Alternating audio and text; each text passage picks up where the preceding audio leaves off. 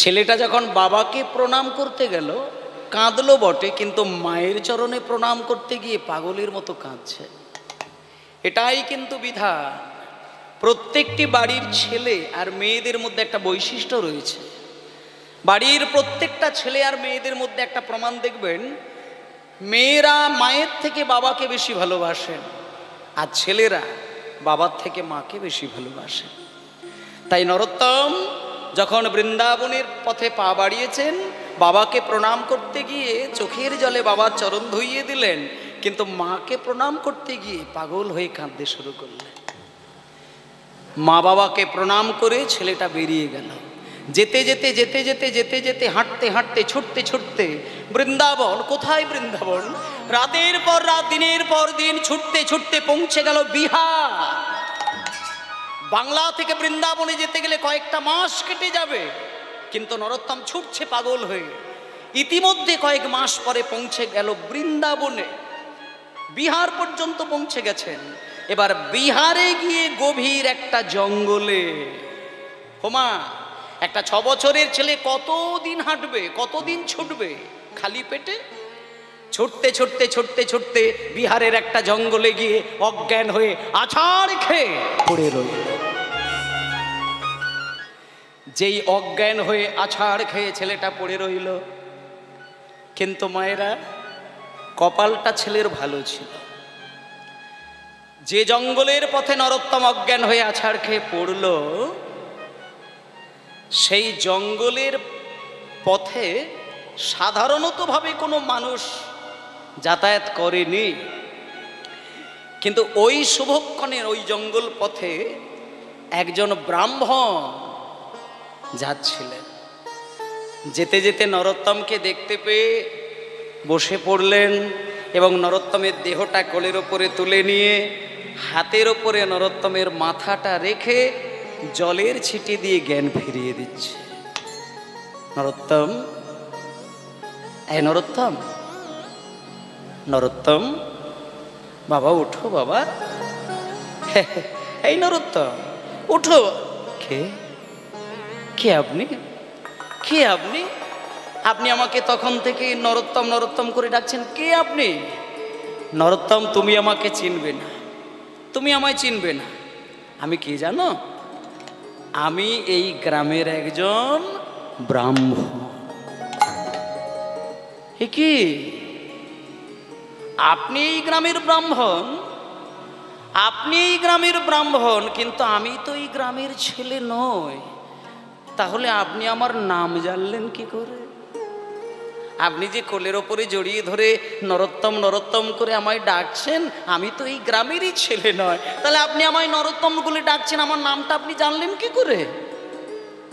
তখন ওই ব্রাহ্মণ ঠাকুর বলছেন, আসলে বাবা আমি না শুধু ব্রাহ্মণ না, আমি একজন বড় নামকরা জ্যোতিষী।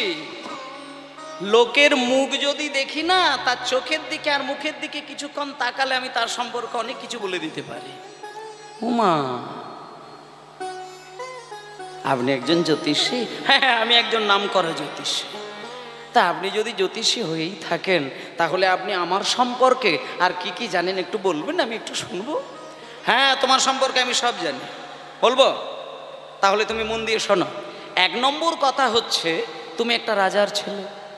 দ্বিতীয় কথা হচ্ছে যে তুমি মা বাবার কোলের মাঝখানে ঘুমাতে ঘুমাতে একটা স্বপ্ন দেখতে পেলে, যেখানে তোমাকে বৃন্দাবনে যাবার উপদেশ দিয়েছিল। তাই তুমি মা বাবার কোল থেকে তুমি তোমার মা বাবাকে না বলে বৃন্দাবনে যাওয়ার জন্য ঘর থেকে বেরিয়ে এসেছো। ও মা, এ তো আপনি ঠিকই বলে দিতে পারলেন বাবা ঠাকুর। একটা কথা বলবো, আপনি যেহেতু এত বড় জ্যোতিষী, আপনি যেহেতু আমার সম্পর্কে এত কিছু জানেন, তাহলে আপনি আমাকে শুধু একটা কথা বলবেন, আমি বৃন্দাবনে যেতে গেলে আমাকে আর কতগুলো দিন এইভাবে ছুটতে হবে? হ্যাঁ, তোমায় বলে দেব, বলে দেব। তুমি আমার কোলের ওপরে উঠে বসো। এই যে আমার ঘটিতে দুধ আছে না, এই দুধ আমি তোমাকে পেট ভরে না, আপনি আমার ছেড়ে দিন, আপনি আমার ছেড়ে দিন, আপনি আমার ছেড়ে দিন। নরোত্তম, কি আমি তোমাকে আদর করে কোলে বসিয়ে দুধ খাওয়াবা, তুমি এইভাবে ছটপট করে কোল থেকে লাফিয়ে গিয়ে বললে তুমি দুধ খাবে না? শোনো, আমার মতন ব্রাহ্মণের মুখের ওপরে না বলে দিয়ে তুমি আমাকে অপমান করে, আমাকে অমর্যাদা করে তুমি যদি বৃন্দাবনে যাও, কোনো দিন তুমি ভগবানের কৃপা পাবে না।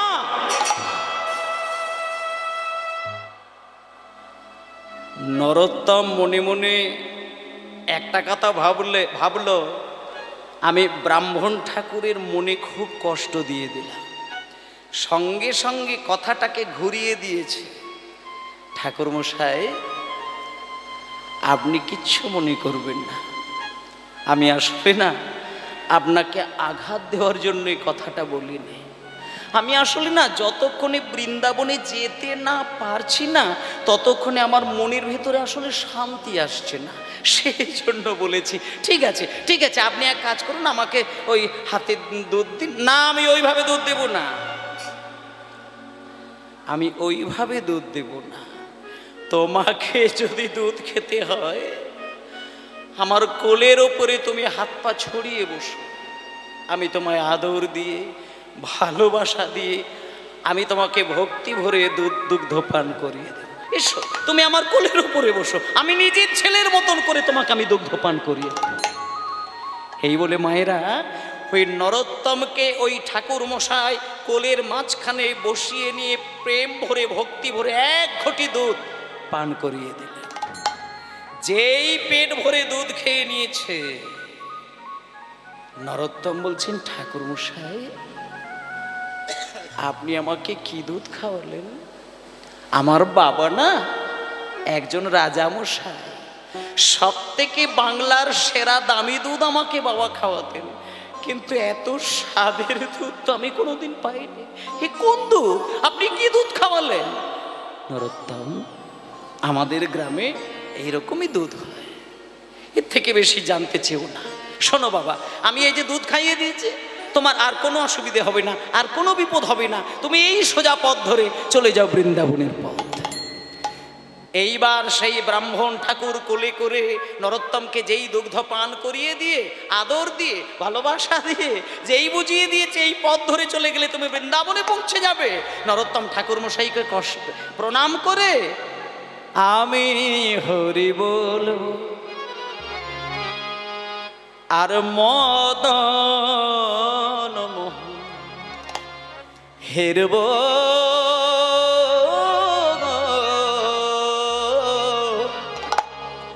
আমি হরি বলবো রাধা মদন মোহন হেরব, আমি হরি হরি হরি হরি হরি রাধা মদন মোহন হেরব, আমি হরি বলবো। এইভাবে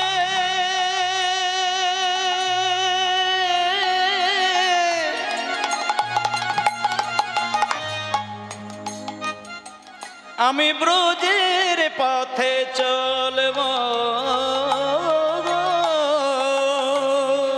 এইভাবে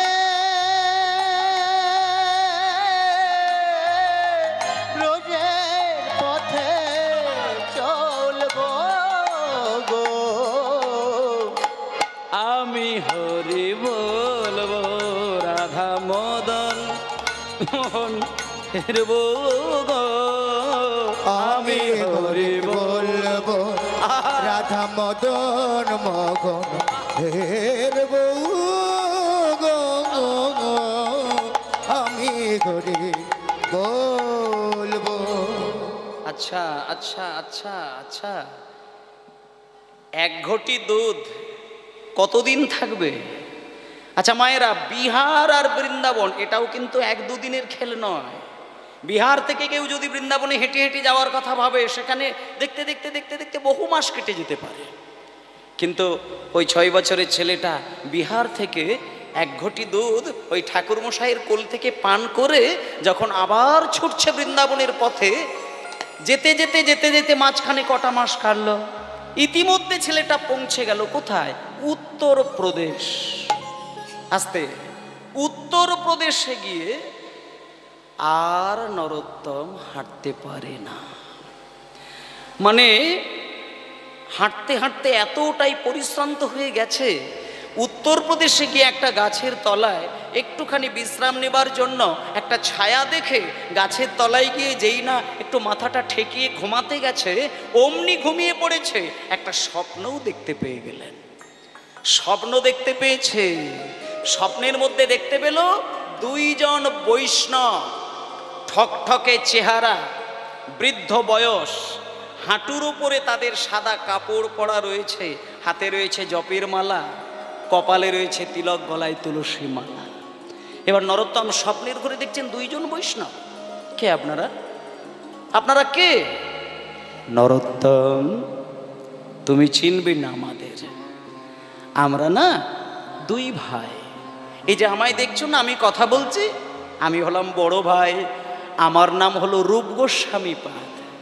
আর এই যে আমার পাশে দাঁড়িয়ে রয়েছে, এ হচ্ছে আমার মেজো ভাই, এর নাম সনাতন গোস্বামী পাদ। শোনো বাবা, এই যে আমাদের দুই ভাইকে তুমি দেখছো, আমরা কিন্তু পৃথিবীতে নেই। তুমি যে বৃন্দাবনে যাচ্ছ, বৃন্দাবনে গেলে তুমি আমাদের সমাধি দেখতে পাবে। আমরা আর বৃন্দাবনে নেই, আমরা নিত্যলীলায় চলে এসেছি। তাই বৃন্দাবনে গেলে আমাদের সমাধি দেখতে পাবে বাবা। আমরা যে দুই ভাই তোমাকে স্বপ্নের ঘরে দাঁড়িয়ে দেখা দিচ্ছি আর তোমার সঙ্গে কথা বলছি, কেন জানো? একটা সংবাদ দেবার জন্য, একটা গোপন সংবাদ তোমাকে দেবার জন্য। তুমি ভালো করে মনে করে দেখো নরোত্তম, কিছুদিন আগে তুমি বিহারের একটা জঙ্গলে অজ্ঞান হয়ে পড়ে গেছিলে। ভালো করে খেয়াল করে দেখো, এক ব্রাহ্মণ তোমার মাথায় জলের ছিটে দিয়ে তোমার জ্ঞান ফিরিয়ে দিয়েছিল। সেই ব্রাহ্মণ তোমাকে কোলের মধ্যে বসিয়ে নিয়ে পেট ভরে তোমাকে দুগ্ধ পান করিয়ে দিয়েছিল, তোমাকে আদর করেছিল, তোমার মাথায় হাত দিয়ে আশীর্বাদ করেছিল। মনে করে দেখো তুমি। শোনো, গোপন তথ্যটা আমি তোমায় বলি। যে ব্রাহ্মণ তোমাকে কোলে করে দুগ্ধ পান করালেন, সেই ব্রাহ্মণ কোনো সাধারণ ব্রাহ্মণ নয়, উনি হলেন স্বয়ং চৈতন্য মহাপ্রভু।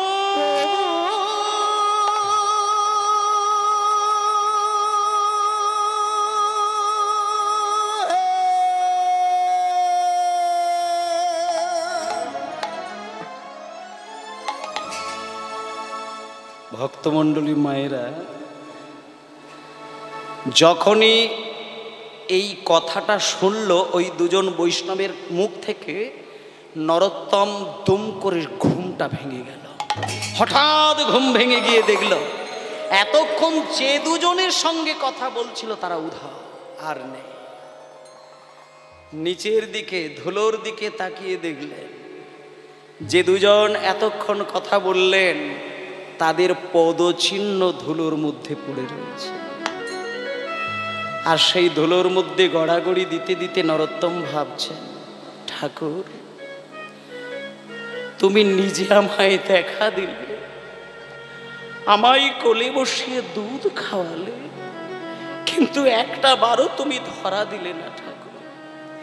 ঠাকুর ঠাকুর, কে তোমায় চিনিতে পারে,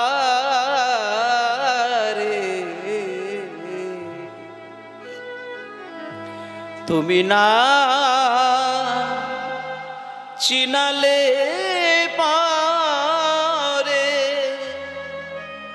মায়েরা, আপনারা যারা ভগবানকে সেবা দেন, একটা কথা বলি, আপনি একদিন, 10 দিন, 10 বছর, 20 বছর, সারা জীবন মন্দিরে গিয়ে রোজ সেবা দিয়ে যাবেন, কিন্তু যদি কোনোদিন আপনার কান্নার চোখের জল ভগবানের হৃদয়কে কাঁদিয়ে দেয়, সেদিন কিন্তু ভগবান ছুটে এসে আপনার হাতের প্রসাদ গ্রহণ করবেই করবে। তবে আপনি হয়তো চিনতে নাও পারতে পারেন। হতে পারে পাগলের রূপে আপনার বাড়িতে এসে দরজায় ধাক্কা দেবে, হতে পারে কোনো ভিখারিনীর রূপে দাঁড়াতে পারে, হতে পারে চেনো তেনো সাধুগুরু বৈষ্ণব রূপে আপনার কাছে এসে দাঁড়াতে পারে। ভগবান স্বয়ং তিনি যখন কোনো রূপ ধারণ করে আসেন আপনার বাড়িতে, আপনি চিনতে পারবেন না।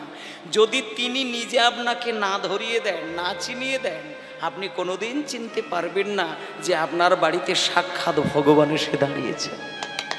স্বয়ং ব্রহ্মা তিনি সর্বশক্তিমান হয়েও তিনি কিন্তু ভগবানকে চিনতে পারেনি বলে তার 9 লক্ষ গরু আর 24 জন বন্ধুকে বারবার হরণ করে নিয়ে গুহার মধ্যে রেখেছিলেন। তাই ওমা, ভগবান নিজে যদি কাউকে তার নিজের রূপটা না ধরিয়ে দেয়, আমরা কিন্তু বুঝতে পারি না এটা ভগবান নাকি অন্য কিছু। তা আজকে সামান্য নরোত্তমকে মহাপ্রভু ব্রাহ্মণ রূপে দুধ খাওয়ালেন, কথা বললেন, কোলে করে আদর করলেন, এত কথা বললেন, কিন্তু একটা বারও নরোত্তমকে বললেন না যে আমি চৈতন্য মহাপ্রভু।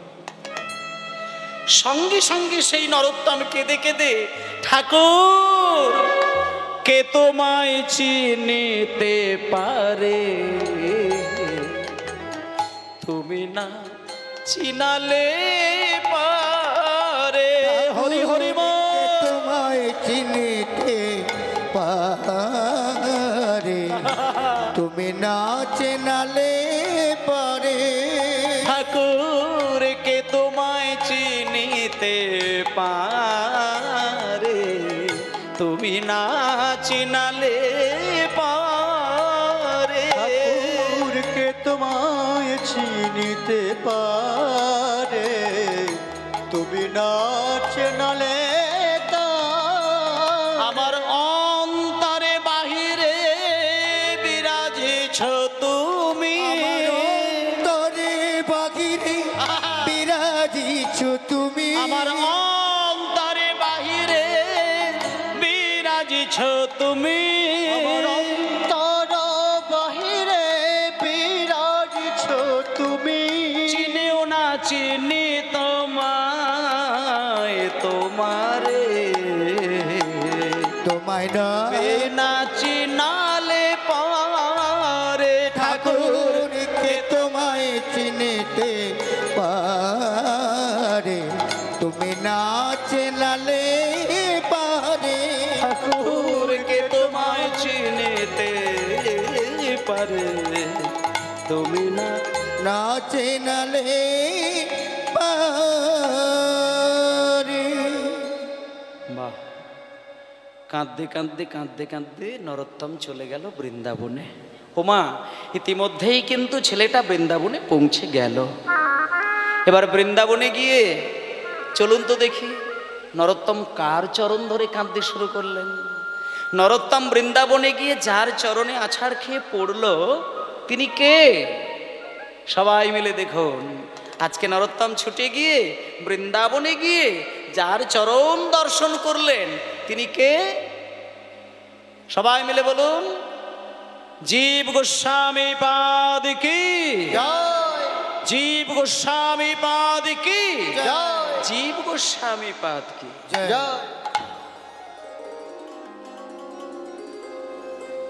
কে খোকা? হ্যাঁ বাবা, এত ছোট্ট বয়স আমার জয়ধ্বনি দিচ্ছ, এটা বড় কথা নয়। কি মিষ্টি তোমার কণ্ঠস্বর, তোমার চোখ থেকে বিন্দু বিন্দু জল গড়িয়ে পড়ছে। তুমি আমার দাঁড়া দাঁড়া দাঁড়া, তুমি সামনে এসো। তোমার কি নাম? আমার নাম নরোত্তম বাবা ঠাকুর, আমার নাম হচ্ছে নরোত্তম। নরোত্তম? হ্যাঁ, আমার নাম নরোত্তম।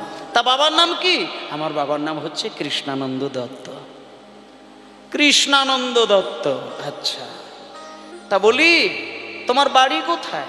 আমি বাংলা থেকে এসেছি গোস্বামীপাদ। আমার বাবা একজন রাজা, আমি একজন রাজার ছেলে।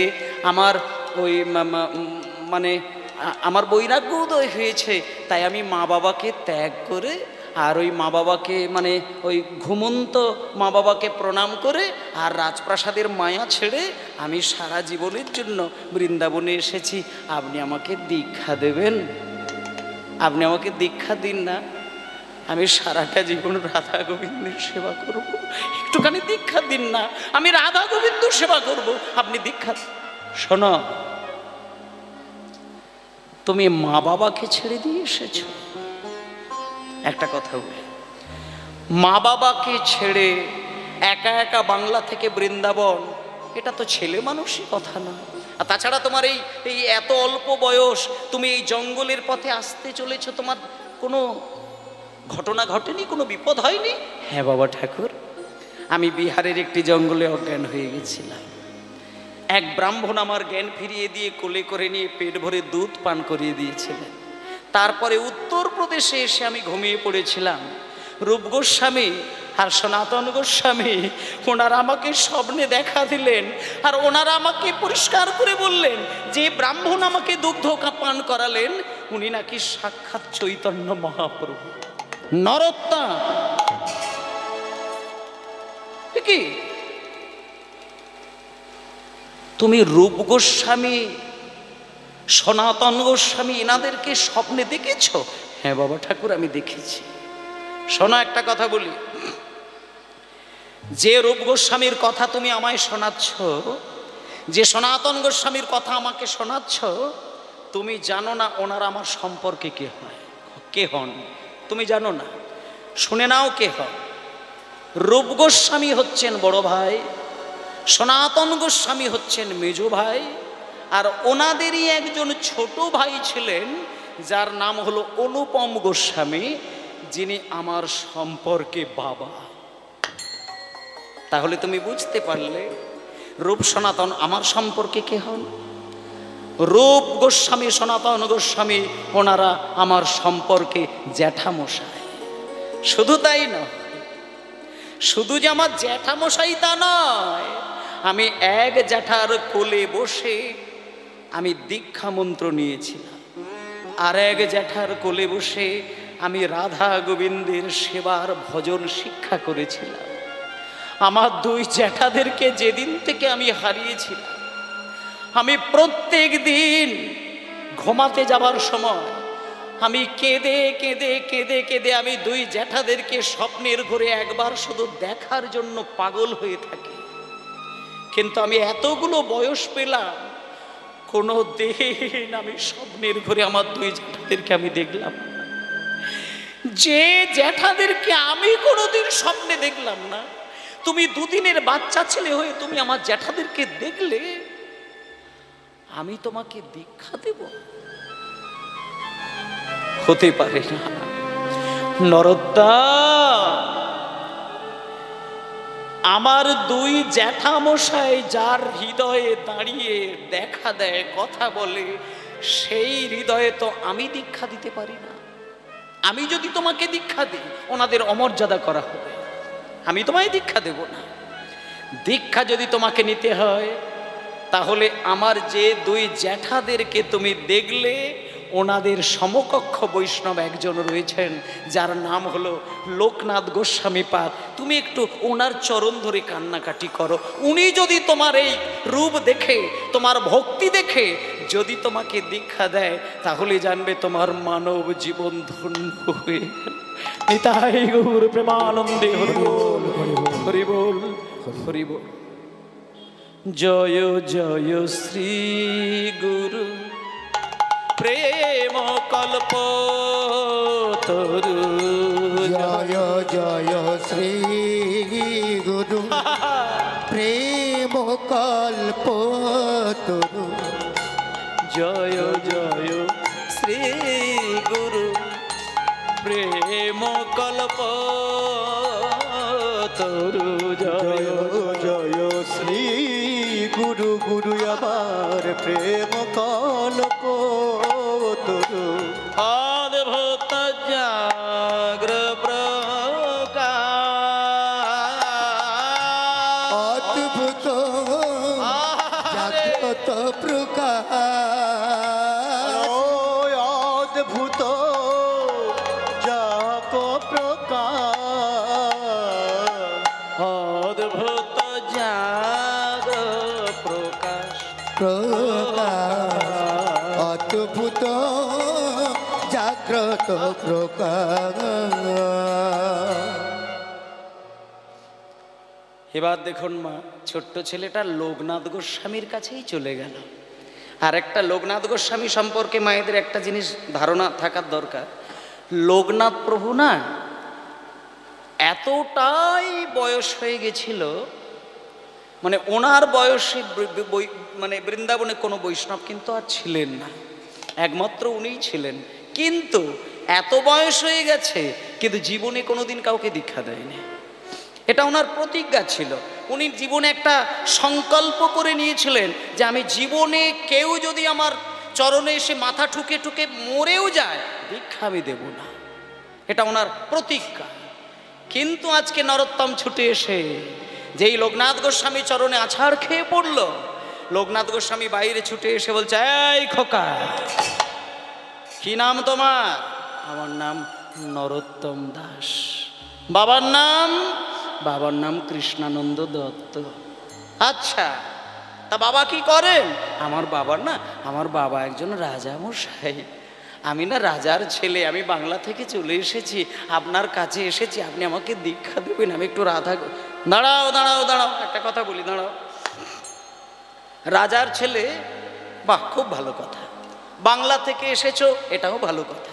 বৃন্দাবনে এসেছো, খুব আনন্দের কথা। কিন্তু শোনো, রাজার ছেলে বৃন্দাবনে এসেছো, প্রসাদ পাও, ঘোরো, ফেরো, বিধি।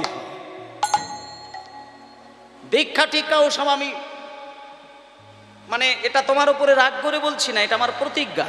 আমি জীবনে কোনোদিন কাউকে দীক্ষা দিই না, আর তাই তোমাকে আমি দেব না। হ্যাঁ, যদি দীক্ষা নিতে হয় তাহলে বৃন্দাবনে অন্য বৈষ্ণবের কাছে যাও, আমি তোমায় দীক্ষা দেব না। চলে যাও, বেরিয়ে যা। নরোত্তম মনে মনে ভাবলেন, আপনি শুধু আমার এই জন্মের গুরু নন, আপনি শুধু আমার এই জন্মের গুরু নন, আপনি আমার গত জন্মের গুরু ছিলেন বটে। দীক্ষা আপনি নাইবা দিলেন, আপনার মুখ পানে চেয়ে আমি মরে যাব, তবুও জীবনে কারোর কাছে আমি দীক্ষা নেব না। এখানে যারা, মানে কেউ যদি দীক্ষিত হয়ে থাকেন, মানে গুরুর কাছ থেকে যারা দীক্ষা নিয়েছেন, তাদের জন্য একটা কথা বলি। কোনো শিষ্য যদি গুরুর কাছে গিয়ে দীক্ষা নেওয়ার জন্য তৈরি হয়, আর গুরুর চরণে যদি সেই দীক্ষা সেই ভক্ত আত্মসমর্পণ করতে পারে, তখন সেই গুরু যদি সেই শিষ্যকে দীক্ষা দেয়, শিষ্যের হৃদয়ে যদি প্রেম ভক্তি নাও থাকে, গুরু যদি তাকে কাছে টেনে নিয়ে মন্ত্র দান করেন, শাস্ত্র বলছে গুরুর হৃদয়ের ভক্তিটা মন্ত্রের মাধ্যম দিয়ে শিষ্যের হৃদয়ে চলে যায়। নিতাই গৌর প্রেমানন্দে হরিবোল।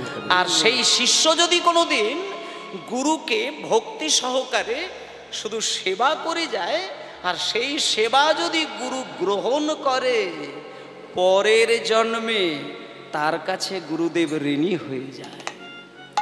এই দুটো কারণে লোকনাথ প্রভু দীক্ষা কাউকে দেননি। দুটো কারণ, এক হচ্ছে তার ভক্তিটা কাউকে মন্ত্রের দ্বারা দিতে চান না, আর 2 নম্বর হচ্ছে কারোর সেবা তিনি গ্রহণ করবেন না, তাই কোনোদিন কারোর কাছে কোনো জন্মে ঋণী হতে চান না, তাই তিনি দীক্ষা দেননি। কিন্তু একটা কথা মায়েদের বলি, কেউ যদি কোনোদিন কোনো গুরুর কাছ থেকে দীক্ষা নিয়ে থাকেন, যদি কোনোদিন আপনার মনের ভেতরটা এইরকম হয় যে গুরুর বদন দর্শন করা মাত্রই, চরণ দর্শন করা মাত্রই আপনার ভেতরে যেন রাধা গোবিন্দের প্রেম জেগে ওঠে, গুরুকে দেখলেই যেন কৃষ্ণ বলে কাঁদতে ইচ্ছে করে, গুরুকে দেখা মাত্র যেন পাগল হয়ে রাধা কৃষ্ণ বলতে কাঁদতে ইচ্ছে করে, এটা যদি কোনোদিন আপনার হয়, তাহলে জানবেন ওই গুরু আপনার শুধু এই জন্মের গুরু নন, উনি আপনার গত জন্মের গুরু ছিলেন।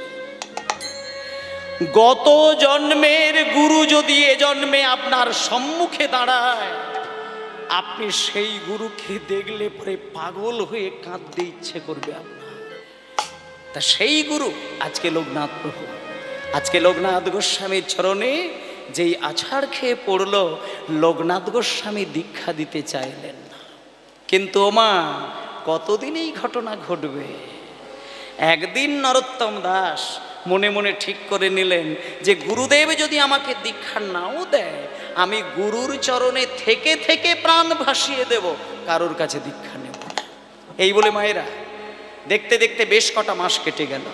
একদিন দেখা গেল নরোত্তম ভোর 3টের সময় ওই লোকনাথ গোস্বামীকে দেখলেন খালি গায়ে, প্রচণ্ড ঠান্ডার দিনে কাঁপতে কাঁপতে একটা পাতলা ধুতি অঙ্গে জড়িয়ে মলত্যাগ করতে যাচ্ছেন যমুনার ধারে।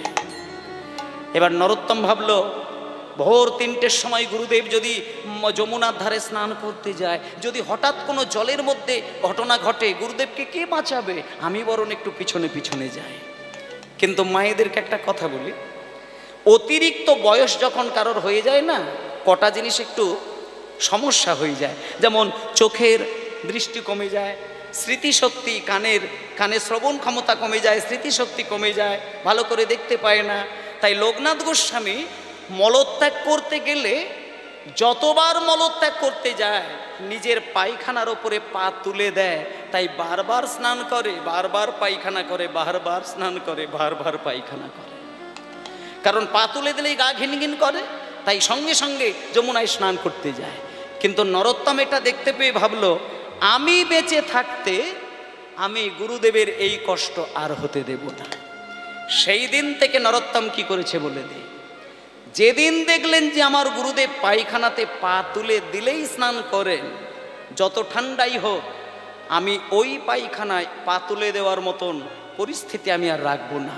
এই বলে সেই দিন থেকে লোকনাথ গোস্বামী পায়খানা করে যখনই মন্দিরে চলে আসে, নরোত্তম লুকিয়ে লুকিয়ে গিয়ে লোকনাথ প্রভুর পায়খানা হাত দিয়ে তুলে বুকের মাঝে জড়িয়ে ধরে কাঁদতে কাঁদতে গিয়ে যমুনার জলে ভাসিয়ে দেয়। এটা একদিন দুদিন নয়, যমুনা থেকে জল এনে জায়গাটা লেপে পুছে পরিষ্কার করে রেখে দেয়। একটা কথা মায়েদের জানার দরকার, যারা সাধারণ মানুষ হয় তাদের পায়খানাটা পায়খানা, মল ইত্যাদি বলা যায়, কিন্তু পরম বৈষ্ণব যিনি হন তার পায়খানাটা পায়খানা নয়, শাস্ত্র মতে সেটাকে বলা হয় বিষ্ঠা। লোকনাথ প্রভু তিনি পরম বৈষ্ণব। তিনি যখন পায়খানা করে যমুনা যখন মন্দিরে চলে যায়, সেই দিন থেকে নরোত্তম ওই পায়খানা দিনের পর দিন হাতে তোলে যমুনায় ভাসায়, জল তুলে নিয়ে পরিষ্কার করে দেয়। কিন্তু একদিনকে লোকনাথ প্রভু নরোত্তমকে ধরে ফেলেছিলেন। যেদিনকে নরোত্তমকে ধরে ফেললো, সেই দিনকে নরোত্তমকে বুকে জড়িয়ে ধরে কাঁদতে কাঁদতে বলল, রে খোকা, আমি জীবনে কোনোদিন কাউকে দীক্ষা দিই না, যে কারণে তুই আমাকে সেই জালে জড়িয়ে দিলি। আয় বাবা, আমি যদি তোকে দীক্ষা না দিই আমি ভগবানের কাছে বড় অপরাধী হয়ে যাব। তাই আজ আমি তোকে দীক্ষা দিয়ে দিলাম। তবে একটা কথা শোন, তুই হলি আমার জীবনের প্রথম শিষ্য, আর তুই হলি আমার জীবনের শেষ শিষ্য। নিতাই গৌর প্রেমানন্দে হরি বল, হরি বল, হরি বল। যখনই লোকনাথ প্রভু নরোত্তমকে দীক্ষা মন্ত্র দিয়ে দিলেন, এ কথা বৃন্দাবনের প্রত্যেকটি বৈষ্ণব বুঝতে পারলেন, শুনতে পেলেন। হাজার হাজার বৈষ্ণব নরোত্তমকে দেখার জন্য লাইন দিয়েছে বৃন্দাবনে। এবং সবথেকে বড় কথা মায়েরা, এমন একজন সঙ্গীত গায়ক নরোত্তমকে দেখার জন্য আসলেন, যিনি পৃথিবীর মধ্যে শ্রেষ্ঠ গায়ক, যার নাম হলো তানসেনের গুরুদেব, যার নাম হলো হরিদাস স্বামী। তিনি এসে নরোত্তমকে বললেন, নরোত্তম, আমি তোমাকে কোলে করে সঙ্গীত শিক্ষা করাবো। এরপরে শ্রীনিবাস আচার্য প্রভু তিনি আসলেন। আচার্য প্রভু ছুটে এসে বললেন, নরোত্তম, তুমি অন্যান্য ভক্তদের মতন করে সেবা করবে না, আমি তোমাকে যেটা বলবো। মায়েরা, আর একটুখানি বিষয় বাকি আছে, শেষটা বলে দিই।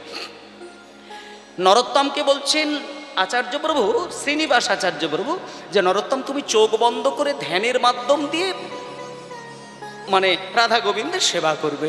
ধ্যানের মধ্যে তুমি রাধা গোবিন্দকে দেখতে পাবে। তুমি ধ্যানের মধ্যে এক বাটি দুধ গরম করবে, ধ্যানের মধ্যে সেই দুধ রাধা গোবিন্দের মুখের সামনে ধরবে, এটাই হবে তোমার কৃষ্ণ সেবা। এই বলে আচার্য প্রভু যে ক্ষণে বলে চলে গেলেন, পরক্ষণে নরোত্তম ধ্যানের মধ্যে ডুব দিলেন। এবং আশ্চর্যজনকভাবে এমনভাবে ডুব দিয়েছেন, কয়েক সেকেন্ডের মধ্যে নরোত্তম ধ্যানের মধ্যে ডুবে গেল।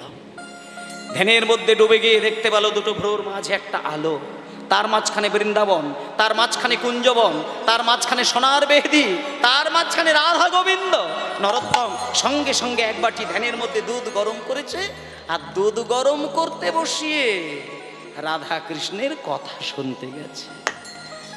এদিকে দুধ গরম হয়ে বাটি লাল হয়ে যেই আঁচের মধ্যে দুধ উদলে পড়ল, পোড়া দুধের গন্ধ যখন নরোত্তমের নাকে গেল, চমকে গেল, ছুটে এসে ওই আঁচের গনগনে লাল বাটিটা যেই খালি হাতে নরোত্তম নামাতে গেছে, ছ্যাঁকা লেগে গিয়ে নরোত্তমের ধ্যান ভেঙে গেল। যেই নরোত্তমের ধ্যান ভেঙে গেছে, শ্রীনিবাস আচার্য প্রভু নরোত্তমকে এসে বলছে, নরোত্তম, আমি সব জানি, তোমাকে কিছুই বলতে হবে না, আমি নিজে ছুটে এসে তোমাকে একটা কথা বলছি, শোনো। আমার জীবনে আমি এইরকম কোনো বৈষ্ণব দেখি না যে প্রথম দিনে এই ধ্যান করতে গিয়ে রাধা গোবিন্দকে দেখতে পায়। আমার জীবন এটা ঘটেনি। বাবা, প্রথম দিনে না হয় তুমি একটা সামান্য ভুল করেছো, এ ভুল তোমার জীবনে আর হবে না। শোনো বাবা, আমি তোমাকে মাথায় হাত দিয়ে আশীর্বাদ করলাম, তুমি শুধু নরোত্তম নয়, আজ থেকে তোমার নাম হবে বিশিষ্ট বৈষ্ণব আচার্য ঠাকুর নরোত্তম দাস। তুমি আর এইখানে থেকো না, তুমি বৃন্দাবন ছেড়ে তুমি বাংলায় চলে যাও। এই বলে আচার্য প্রভু যখন বাংলার কথা বললেন, মায়েরা শোনেন, এবার সেই নরোত্তম দাস ঠাকুর তিনি কিন্তু বৃন্দাবন থেকে বাংলায় কিন্তু চলে এসেছিলেন। এবং বাংলায় তিনি যেদিন আসলেন সেদিন কিন্তু মা বাবা আর বেঁচে নেই, মাঝখানে অনেকগুলো দিন কেটে গেল। যখন বাড়িতে আসলেন, বাড়িতে এসে দেখলেন মা বাবা নেই, ওনারই একজন খুড়তুতো ভাই, তার নাম সঞ্জয়। সঞ্জয় তখন রাজা হয়েছেন এবং সঞ্জয় যেহেতু তার ভাই, তার থেকে কিছু টাকা নিয়ে এই আজকে যেমন আপনাদের গ্রামে কীর্তন হচ্ছে, নরোত্তম দাস ঠাকুর নিজে হাতে এইভাবে সুন্দর করে বাসর সাজিয়ে কীর্তন সম্মেলন করেছিলেন। সারা ভারতবর্ষ থেকে বৈষ্ণবদেরকে ডেকেছিলেন এবং সেই দিন তিনি প্রথম ঘোষণা করেছিলেন, আজ থেকে বাংলার মাটিতে যেখানেই কীর্তন গান হবে গৌরচন্দ্রিকা গাইতে হবেই। এই হলো বিধান, গৌরচন্দ্রিকা গাওয়া। এর আগে কিন্তু হতো না। এবার দেখতে দেখতে নরোত্তম দাস ঠাকুর আরও বয়স হয়ে গেল। একদিনকে সবার কোলে মাথা রেখে সবাইকে কাঁদতে কাঁদতে, তখন শেষের দিকে হয়ে গেল, অনেকগুলো বছর কেটে গেল। একদিন নরোত্তম দাস ঠাকুর বললেন, ওগো, আমি যেদিন মরে যাব আমার দেহটা তোমরা কিছুই করবে না, পদ্মা নদীর জলে শুধু ভাসিয়ে দেবে। কয়েকটা দিনের মধ্যেই নরোত্তম দাস ঠাকুর হাজার বৈষ্ণবের কোলে মাথা রেখে তিনি পরলোক গমন করলেন। এবং মায়েরা, অদ্ভুতভাবে অলৌকিকভাবে একটা দৃশ্য দেখা গেল। যেদিনকে নরোত্তম দাস ঠাকুর প্রাণ হারালেন, ভক্তগণ কাঁদতে কাঁদতে দেহটা নিয়ে গিয়ে যখন পদ্মা নদীর জলে ভাসিয়ে দিলেন, দেখা গেল নরোত্তম দাস ঠাকুরের দেহটা সাদা দুধ হয়ে পদ্মার জলে বিলীন হয়ে গেল।